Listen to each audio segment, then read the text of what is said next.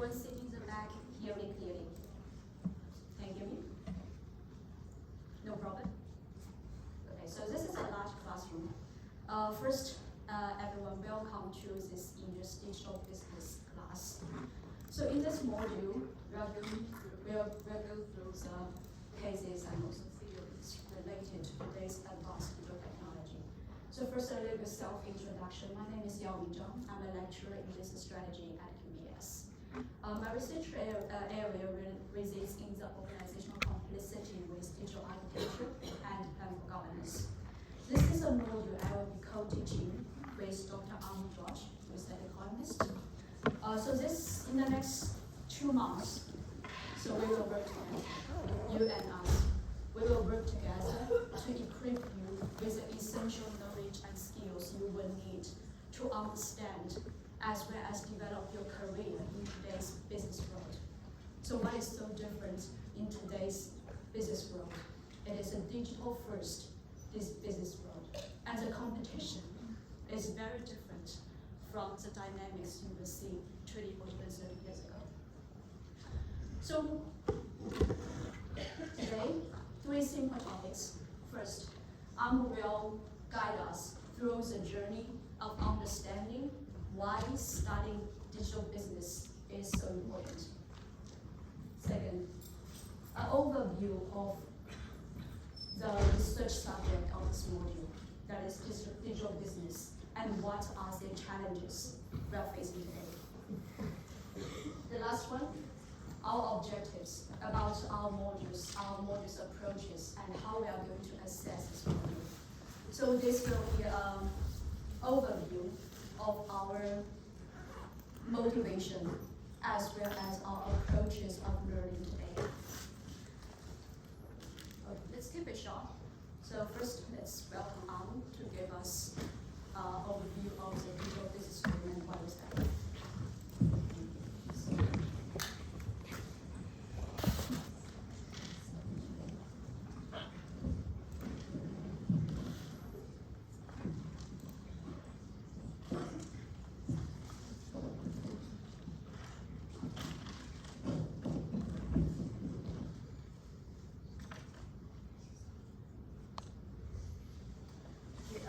Thank you, Yamin, for the introduction. So just to introduce myself again, I am Amu George. So I'll be co-teaching along with Yamin this module on digital business.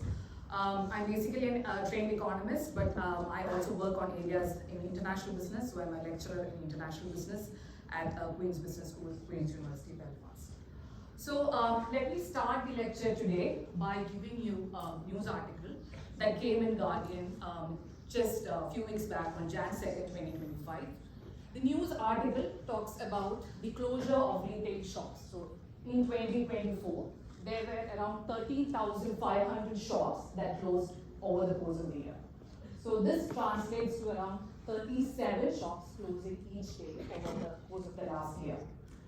So there was a lot of discussion, and this discussion has been ongoing, so maybe after the COVID-19 pandemic, on what are the likely reasons for the closure of physical retail shops. So there are 2 arguments that kind of been identified.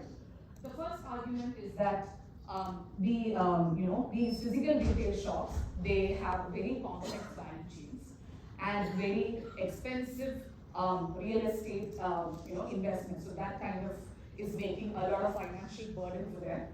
And when the footfall declines, so what is the definition of footfall? So when you track the GPS data, you can identify like what is the number of people who are walking in the street. So if you're looking at London's High Street, what is the traffic of people, say in 2024 as compared to 2019 as the footfall decline. So there has been a decline in the footfall. So that also is contributing to their kind of loss. People are not coming to their shops. The second reason that has been identified is the more important reason from our module's perspective, which is the stiff competition these physical retail shops are facing from online retailers, like Amazon or any other online platforms. So these are the 2 common reasons that experts have identified for the retail shops closing down. But beyond these 2 factors, one of the factors that management experts, they identify is that these shops, they are unable to overcome their own legacy. For example, if you consider Tesco or if you consider Walmart, if you are going with the same kind of argument, both those shops should have also closed shop long way back, right? But they are thriving in the digital age. So what is it that is causing some physical retail shops like Tesco and Walmart kind of performing well as compared to say other physical retail shops closing down in London's high street? So that comes to this argument on overcoming one's own legacy. So some of the physical retail shops, they are data-driven organizations. So they are able to utilize the methods of artificial intelligence, machine learning, automation to kind of overcome their challenges of an extremely complex organization structure, as well as they employ like thousands of staff who interact on a daily basis with thousands other suppliers, intermediaries. So these all challenges shops, perhaps physical retail shops like Tesco and Walmart, are able to manage because they are data-driven organizations. So this kind of, I'm giving you an introduction to digital transformation based on this example. Also, there was this PwC survey that was conducted in 2024, where the survey identified 45% of the CEOs to kind of declare that their businesses won't be viable after say 10 years if there was no sort of reinvention that is being done.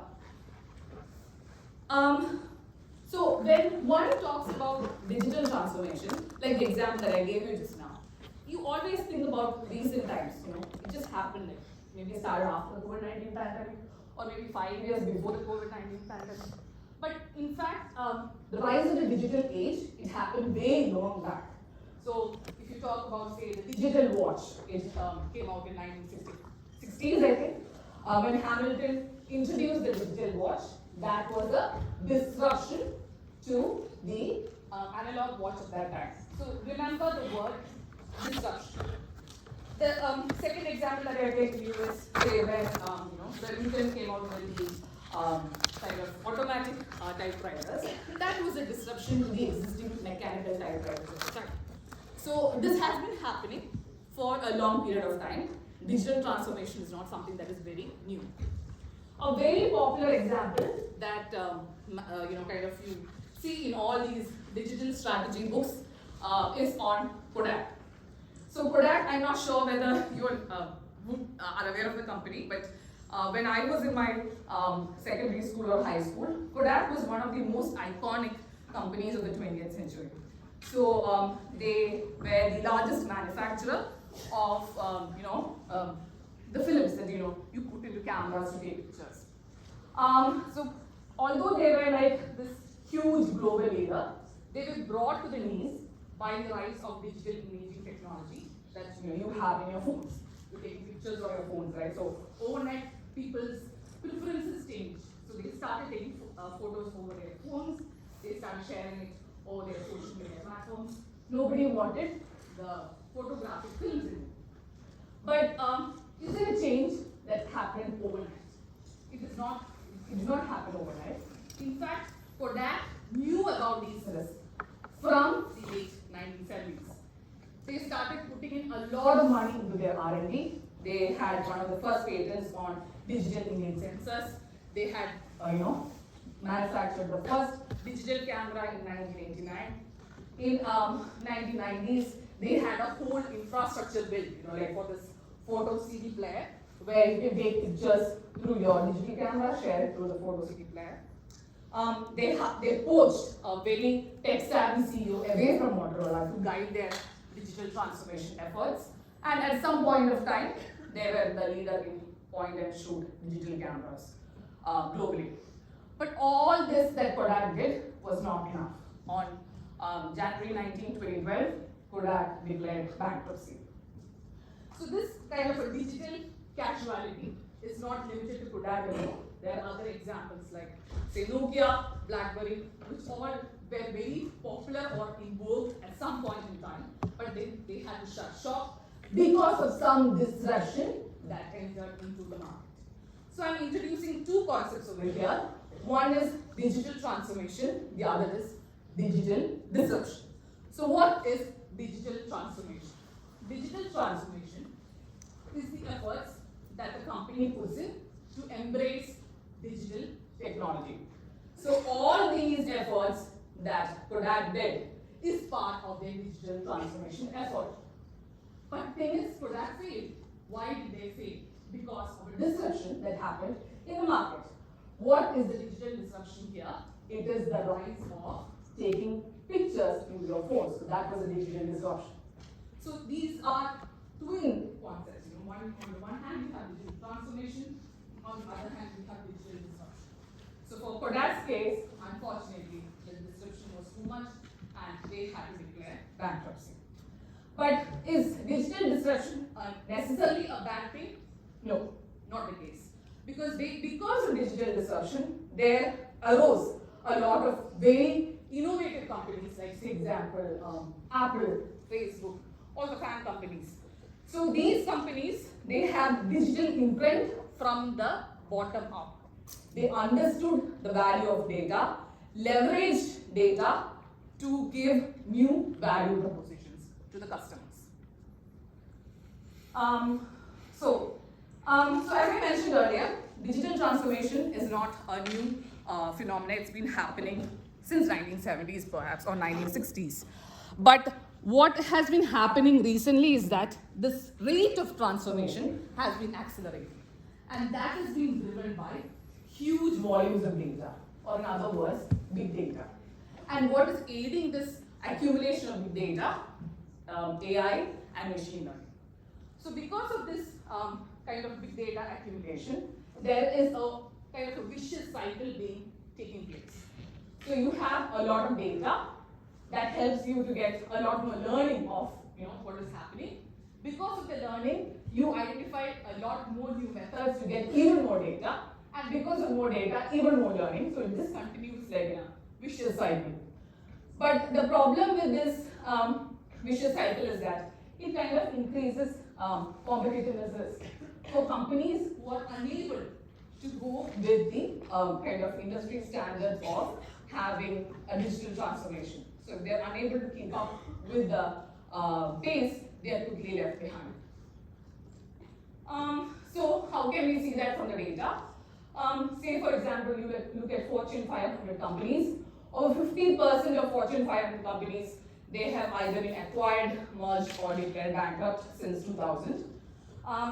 And the top valued Fortune 500 companies, say 10 years back, comprised all the investment banks like Citigroup, and they didn't have like they were not digital companies.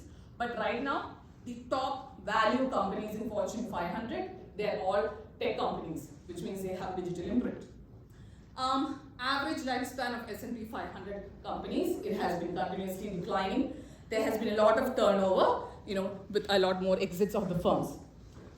Let's look at the graph over here.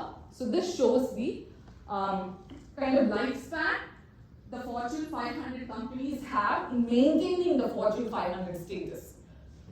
So this black line shows the lifespan of companies, how many firms were able to maintain the Fortune 500 status and for how long. But this black line applies to companies which were started in 1955. Now when you look at green line, it pertains to companies which were started in 1995. But since this green line is below the black line, it implies that the number of years that Fortune 500 companies can maintain their status of being Fortune 500, it has considerably declined over time. There's something underlying that's happening, and one of the likely causes is that they are unable to perhaps digitally transform to the level that is expected out of them. So far I have been talking all about exits, but it's not only exits that come out of digital transformation. If you look at, say, the competitor of Kodak, say Fuji survived even now. So what they did was they diversified into other industries, like say optics, healthcare, chemical production. And then Nikon is also a competitor of Kodak, and they kind of specialized in digital cameras. So they made their product more differentiated than the pictures that you take on camera. So like the photographers, they don't use the Apple iPhones to take the pictures for events, right? They use the high-end cameras. So that mostly comes from Nikon. And yeah, so I gave as another example. So what has been kind of, in the last slide I spoke about how digital transformation is accelerating. So one of the reasons of this digital transformation accelerating or the rise of the digital age is the exponential growth in technology.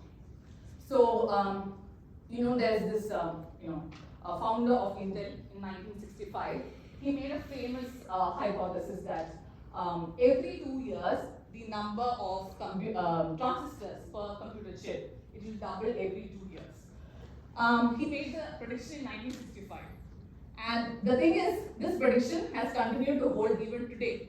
So if you look at the number of transistors per microprocessor, the data here, it's showing an exponential growth, right? Because this is an exponential curve. So the thing is that it's continuously changing. What we think as real today may not be a real phenomenon maybe 20 years ahead, because the technology is continuously changing. So we could give many examples of this exponential technological change that has impact on processing power, storage capacity. On the left side here, we have the computational capacity of faster supercomputers over time until 2023. It has also been continuously increasing. So now the thing is, this is an exponential curve, but this is a linear curve. All right. Doesn't mean that computational capacity is not growing exponentially. It's because the axis over here is a log scale of the data, right? It's a log scale. Whereas here it's absolute value. So if I convert this into absolute value, the shape of the curve will come like this itself. The historical price. So one would imagine that okay, there's a lot of capacity improvements, technology is growing so much. Doesn't mean that the cost of technology is increasing. No, that's not the case. The price of technology is also declining. So if you look at the historical price of computer memory and storage, it has been declining continuously since 1956 until 2023. So this exponential growth of technologies is driving an explosive growth in data. For example, in 2018, it was 1.2 zettabytes of accumulated data. In 2020, it grew to 40 zettabytes. Such a huge increase. And the definition of big data is continuously changing over time. So the technological development that is facilitating the collection and sharing of data is being driven by three developments. One is cloud computing. So cloud computing essentially means that the huge amounts of data can be stored very safely and securely. So it provides on-demand access to data without having any active user management. For example, the Microsoft Teams or Microsoft Outlook that you are using right now, the data, everything is stored in the cloud. And these data centers that store the data may not be located within the UK. It may be located in other countries. So there is data flow that is happening between countries. We will come to this concept later on in the lectures. The second development is Internet of Things. This refers to hyperconnectivity of objects to data. Your smartwatch, the refrigerator, smart refrigerators, the Peloton bike, everything is stored. You are connected to the internet with that particular device. So the data, huge amounts of data is being accumulated. The third part is blockchain. That was a huge, it's still a huge revolution in terms of technological development. Blockchain, although it sounds very complicated, the concept is very simple. It's like a ledger, but it's a digital ledger. Like, when you do accounts, you put in entries, right? So instead of having like a paper-based system, it's a very digital ledger, and anybody can make an entry. You can be anonymous while making the entry, but there would be a digital signature that is given to that anonymous user. And it's very difficult to falsify or make incorrect entries using a blockchain distributed ledger technology. So can somebody give me an example of an application of blockchain in any examples? Anybody? No? Bitcoin, the digital currency. So that is a popular user of blockchain technology. Bitcoin is very revolutionary in the sense that it enables payment in areas that were not covered by traditional banking forms. It gives a lot of access or financial access to regions, perhaps in developing countries where the traditional banking models are not in vogue there. Central banks across the world, they are concerned with the rise in Bitcoin. That is one of my research areas on central bank digital currency. So, like for example, if you're looking at Bank of England, they are quite concerned with the rise of competition that is emerging from digital payments. Not only Bitcoin, it could be any digital payments, private digital money. So that kind of affects the independence of the Bank of England. So they have already started kind of pilot shops on rollout of digital power. So yeah, this is still in vogue even now. Why is data important? So for this, let me just give you another example of the music industry. In the US, the music industry had this huge evolution based on digital transformation. So in 1980s, there was this digitization of music in the sense that analog formats like, I don't know whether you know, cassettes and records, they transformed into CDs. So people could listen to songs from CDs, write CDs, share CDs. So there was some sharing feature that was enabled because of the digitization process here. Internet, in 1990s, internet and web browsers became popular, and this kind of enabled exchange in music over networks. So this opportunity was largely realized by Napster. So Napster was a software company which had a platform, and that platform enabled people to download music files. But the problem was, when you're downloading music files, some amount of money should be going to music artists, but with Napster that was not happening. So there were some issues because of that. So Apple then realized the market there. So Apple launched the legal form of iTunes Music Store, where the users can download music, but with a price, and a portion of the price goes to the musical artists. And then Pandora, it launched its internet radio service. So then there was this option of listening to songs online. You don't have to download the songs. So that was again another form of transformation. And finally, we are in the age of streaming now, where Spotify, we listen to music mostly through Spotify. It's a streaming service. Subscription and ad-based streaming. Like, if you're paying for it, you can listen without ads. If you are not paying, then you need to listen to the music with ads coming in. But the important thing is the streaming services, it kind of transformed the business model associated with music industry. So it leveraged the vast data that is collected based on the user's learning preferences and used that data to give better kind of options to people who are listening to the music. And Spotify is also using the data to give better options to the ad agencies so they can target the users based on their preferences. So again, two customers for Spotify here. One is the customers like us, the music listening customers, and the other is the advertising engines. But the interesting thing here is that with each digital transformation or each wave of digitization, the revenue of the music industry is largely dominated by that particular form. So when it moved from records or cassettes to CDs, then the largest share of revenue came from CDs. And then when the transformation happened to downloading, then that formed the major share of the revenue of the music industry. And finally now in the subscription stage, it's largely from streaming services, the revenue of the US music industry. Now let's bring about some academic concept here.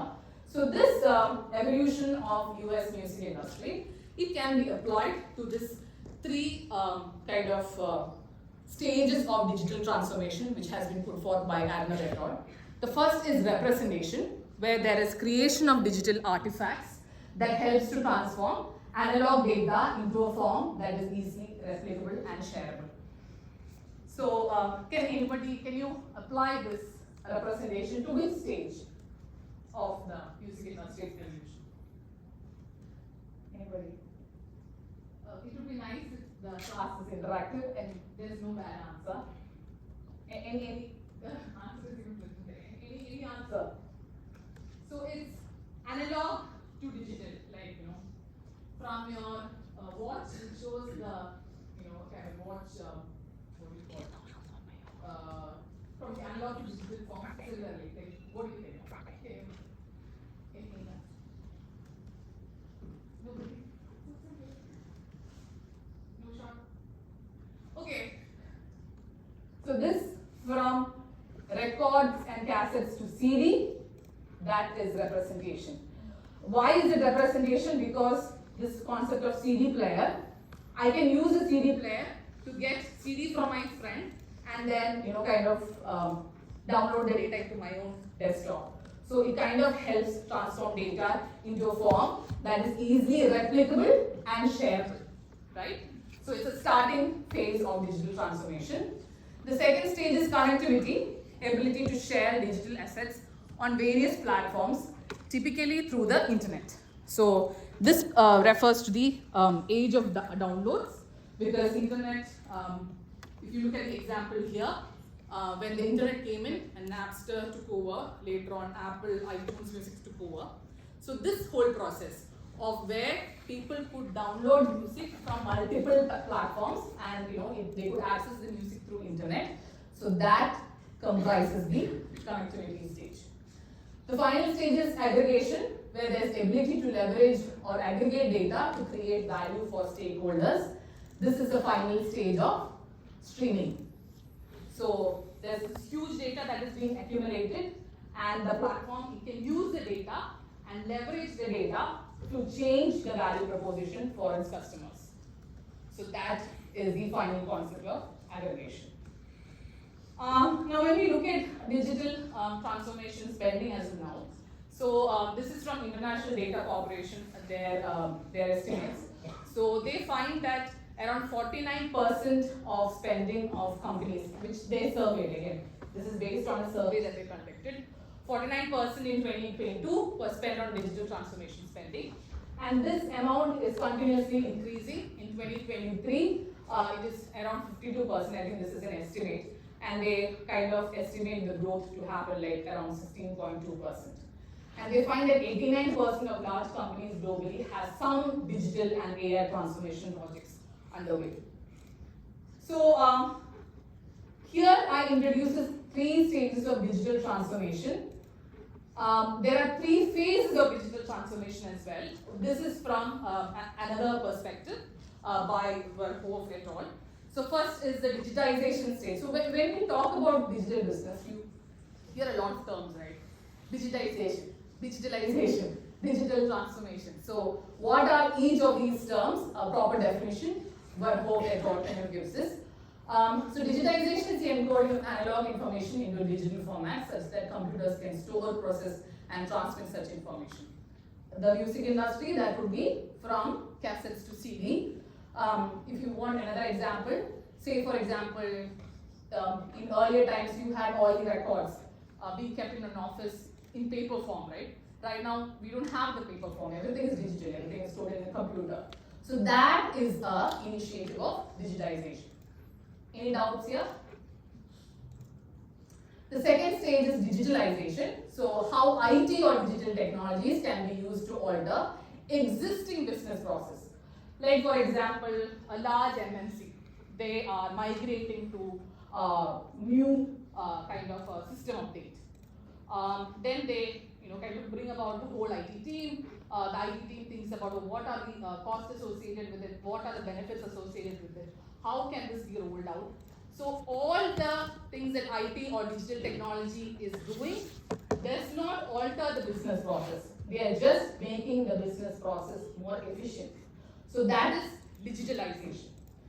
Then finally we have digital transformation, where there is a company-wide change that leads to the development of new business models. So this would be a huge change, and this may be very new to that particular firm. For example, if you think about Kodak's competitor Fuji, it was earlier only producing films, and then it kind of shifted to other industries. So that was a new business model altogether for Fuji. So that was a digital transformation for Fuji. So a company-wide change that leads to the development of new business models, which may be new to the focal firm or industry. And digital transformation introduces a new business model altogether. So this business model concept, you keep hearing about this in the lectures to come. So strategic digital transformation changes the organization structure and changes the business model. So what is a business model? How can we define the business model? Now when we look at, say, a company, like you go to a company page. For example, you go to Facebook's page and look at their annual report. They have a vision statement, that is ingrained in the culture of the company as a whole. That vision kind of generally doesn't change. So this vision and the organization's resources, they kind of offer a value proposition to specifically design set of consumers and customers. So this is how we can define as a business model. And what does digital transformation do? It implements a new business logic and changes the business model to create and capture value. So there would be a new kind of a logic into the model process to create and capture value. Again, create and capturing value, that is also a running theme in the lectures that we'll be attending in the weeks to come. So better business model could beat a better idea or technology. Good examples are Walmart or Tesco. So, they had digital transformation efforts, and they were able to kind of not beat or maybe sustain the competition from online retailers. So that is, you can actually beat the digital disruptions that are happening. So how to build a better business model? First of all, we need to understand what the organization is all about and what is being sought through digital transformation. So management experts say these are the two things that one should mainly look at while undergoing digital transformation efforts at a company. And generally, what is being sought through digital transformation is improvements in the people and data of the organization.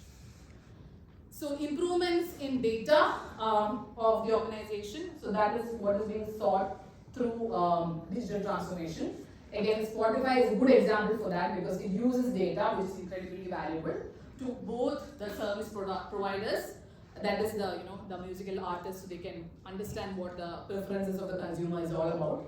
And it also allowed for the emergence of new business models, including freemium approaches. So freemium, again, the term we'll come to later on in the lectures.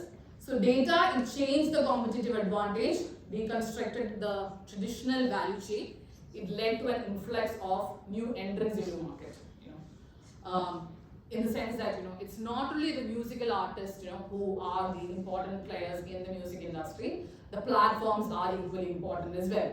So the traditional value chain of having a musical artist having just a cassette being released and that cassette directly being purchased by a customer like me, that kind of a traditional value chain was broken down, right? Because of the digital transformation that happened in the music industry.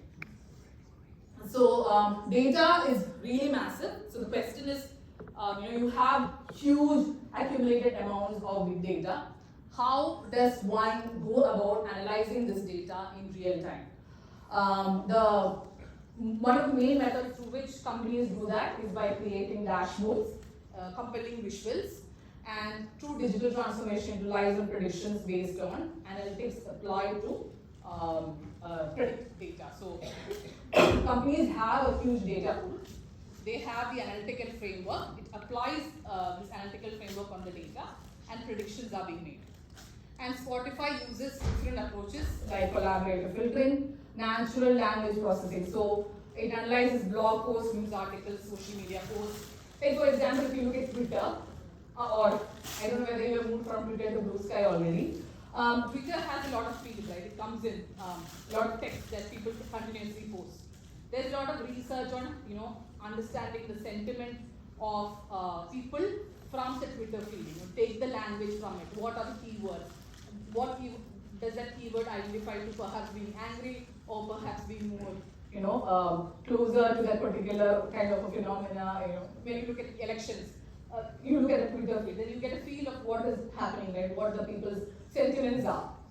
So that method that we use is natural language processing. Then there's convolutional neural networks, and data and analysis are largely automated by firms as of now. As I mentioned earlier, there is a process of digital transformation being taken place over time, but there was a huge shock that kind of, expedited the digital transformation, and which is nothing but the COVID-19 pandemic shock. And this digital transformation, according to World Economic Forum, is driving the fourth industrial revolution. So I can give you an example. So in India, before the COVID-19 pandemic, when I used to travel, nowhere, you cannot absolutely pay anywhere with digital payment. Like you take a tuk-tuk, auto rickshaws, or you go to a grocery shop, it's always cash in hand. You need to have cash in hand.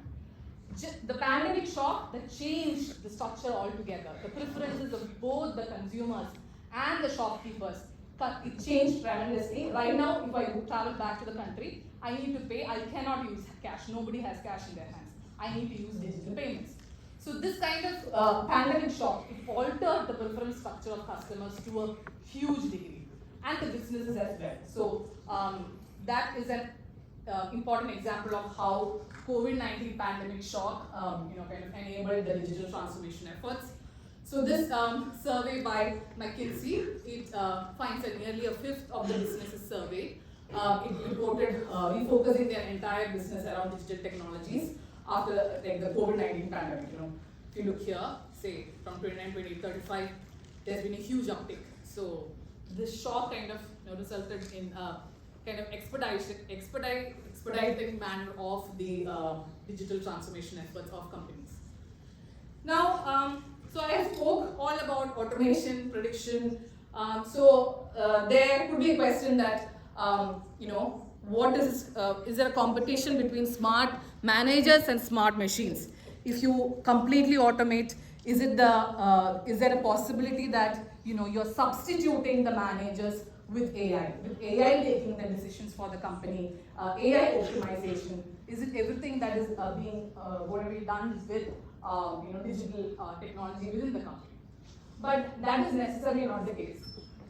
You can a good example would be ChatGPT. ChatGPT, when you use ChatGPT, you need to give the correct query, because if you just randomly ask ChatGPT a question, the answer is going to be very weird. So you need to train and query ChatGPT in a proper way so that ChatGPT can understand you and give the answer that you want, right? So there is some judgment element happening here between you as a user and ChatGPT as an AI tool. The same thing can be applied to companies. You have an AI algorithm, but the AI algorithm is optimizing. What is it optimizing? So who decides that? That the managers still have to decide it, right? And the predictions that the tool makes, is it correct or not? A judgment needs to be made. That judgment also managers needs to do. So AI is not capable of making better judgments. There needs to be a human element to it. So literature says prediction and judgment, they are complements. So when companies increase their predictive capacity, there is equally an increase in demand for people who can make judgments. So it's complementary. Demand for one results in an increase in demand for another. So this implies that increases in prediction efficiency would result in higher demand for judgments.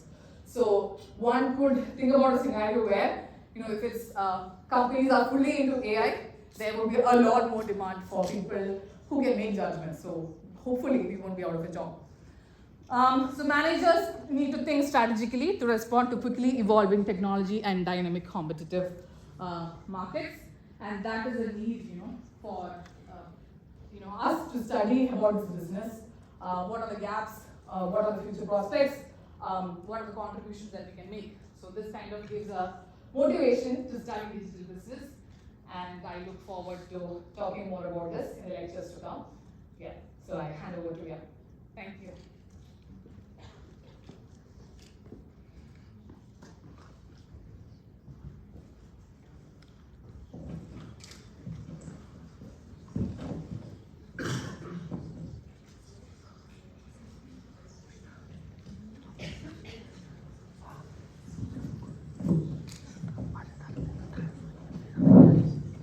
Okay, everyone. So for today's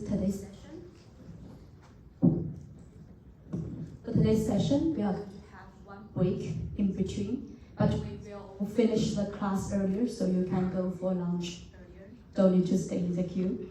So if you want to go to toilet during the session, feel free to